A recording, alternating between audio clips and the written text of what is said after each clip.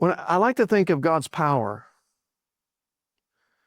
think of a thunderstorm, raw power, or creation out of nothing. Make yourself feel small for a minute.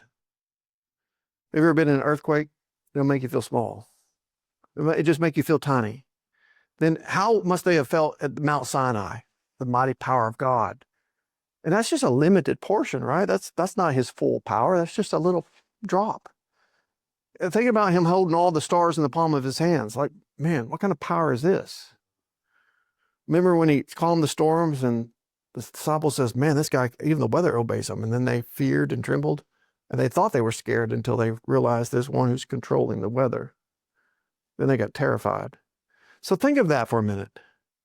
Then think of his holiness, his purity. Now after you get that in your head, the power of God, think of his humility. Think of his lowliness, his meekness. It's like, wow, that's perfect power.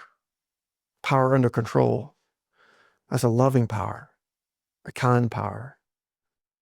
That's beautiful. So it's comparing it's like seeing the attributes in light of the other attributes that you can really get the grandeur and the glory, the holiness, the majesty of our God. And to think that he is these things in himself is worthy of worship. In fact, it should lead us to bow down and worship him and praise him and seek him and to admire him and to want to know him better. Let me see this God. I won't be satisfied, the psalmist says. I will not be satisfied until I see you in your presence. I see you in your likeness and made into your image. I'm not going to be satisfied until I see God. And that should be the longing of our hearts. That should cause us to study theology proper, to know more about this God.